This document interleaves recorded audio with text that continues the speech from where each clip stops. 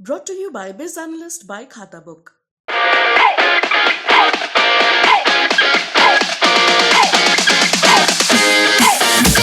कौन जीत रहा है यूपी? सबसे सटीक एग्जिट पोल 7 मार्च शाम 6 बजे से लगातार सिर्फ और सिर्फ यूपी तक पर। प्रणाम, बिहार तक देख रहे हैं आप। मैं हूं आपके साथ इंद्रमोहन। हम बिहारियों के लिए मैं नहीं सब कुछ हम होता है, और इसी नजरिए से हम जहां भी रहते हैं लोगों को भी देखते हैं। क्या तेरा और क्या मेरा से कहीं आगे, तुम और मैं से कहीं आगे हम में ही विश्वास रखते हैं। लेकिन फिर भी सबसे ज्यादा यही बिहारी टारगेट किए जा रहे हैं। यह सवाल अब इसलिए उठ चला है क्योंकि अगर आप देखें तो पहले कश्मीर में बिहारियों को टारगेट किया गया। उससे पहले तो खैर इतिहास बहुत पुराना है, इतनी दूर तक आप मत जाइए, लेकिन हाल की 2-3 घटनाओं को अगर देखिए तो आपको लगेगा कि क्या बिहारी इतने आसान टारगेट हो गए हैं कि बार बार कोई भी इन्हें कहीं से भी कुछ भी कह सकता है। कोई भी संविधान की धज्जियां उड़ाते हुए यह कह सकता है कि आपको किसी दूसरे क्षेत्र में आने नहीं देंगे। एक ही देश में रहते हुए प्रांतों के बीच इस तरीके से आपको बांट दिया जाएगा कि आपकी महज पहचान एक बिहारी बनकर रह जाएगी। लेकिन हमें गर्व है कि हम बिहारी हैं।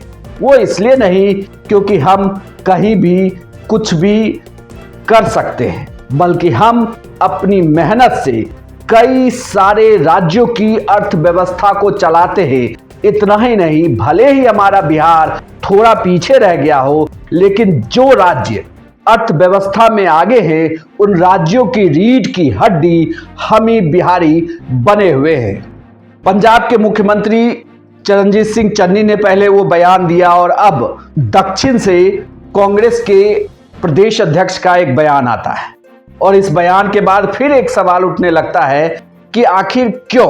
क्या इसलिए क्योंकि हम लोग सबसे ज्यादा एडमिनिस्ट्रेशन में हैं, यानी कि पब्लिक जो सर्वेंट है, जो यूपीएससी पास करके जो आईएएस है, जो अधिकारी सरकार चलाने में मदद करते हैं, वो उच्च पदों पर है, इसलिए वो टारगेट किए जा रहे हैं। दूसरी बड़ी बात यह है, जो बात दक्षिण से निकल कर आई उसमें एक शख्स को लेकर सवाल किया गया।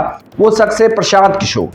प्रशांत किशोर एक कंपनी चलाते हैं जिसे लेकर वो किसी भी पार्टी की ब्रांडिंग करते हैं, चुनाव में उसकी मदद करते हैं। वो पोल स्ट्रेटेजिस्ट है, यानी कि चुनावी रणनीतिकार। तो उन्हें लेकर अगर कोई तमाम बिहारियों को टारगेट करे, बिहारियों के डीएनए को लेकर सवाल करे, तो इसके पहले भी बिहारी बता चुके हैं कि उनका डीएनए कैसा है।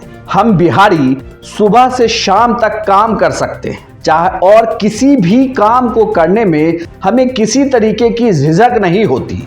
जो लोग आज सवाल उठा रहे हैं दक्षिण के राज्यों से भी इन बिहारियों को लेकर, उनको पूछिएगा कभी, जब चेन्नई में बाढ़ आई थी, घुटने घुटने भर पानी थे, लोग घर से निकल नहीं पा रहे थे, एक जगह से दूसरे जगह ले जाने के लिए किन लोगों ने मदद की थी?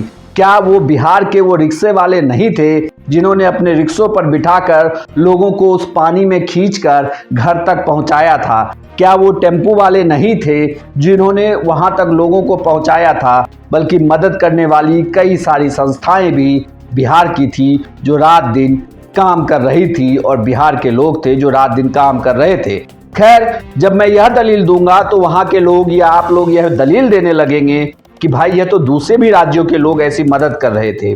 तो फिर अगला सवाल यह है कि प्रशासनिक अधिकारी अपनी काबिलियत से बनता है। कोई छात्र जब यूपीएससी पास करता है उसके बाद वह राज्य को चुनता है, कैडर को चुनता है, फिर उस राज्य में उसकी स्थापना होती है, और जैसे जैसे उसका एक्सपीरियंस बढ़ता जाता है वह बड़ा अधिकारी होता है और सरकार को चलाने में मदद करता है।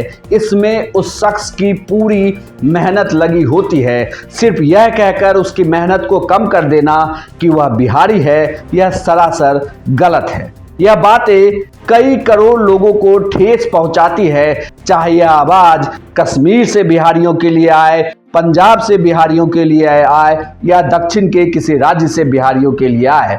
ऐसे में यह सवाल उठता है कि क्या हम बिहारी टारगेट पे तो नहीं हैं? क्यों ये लोग हमें आसानी से टारगेट कर लेते हैं? सिर्फ राजनीतिक फायदे के लिए या किसी शख्स का इस कदर ऊंचा उठ जाने से जिससे उसकी पहचान पूरे देश में हो रही है।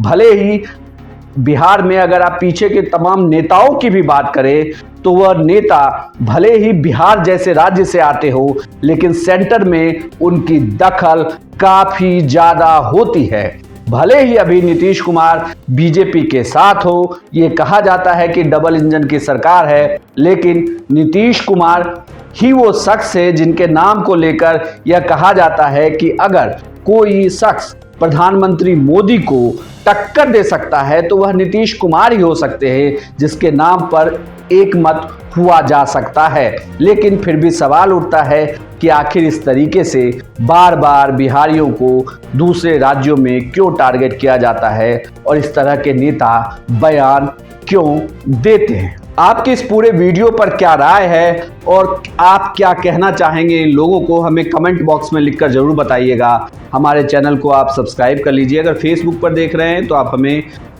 फॉलो कर सकते हैं। ट्विटर पर भी आप बिहार तक को फॉलो करें और साथ ही तक ऐप को डाउनलोड कर लें।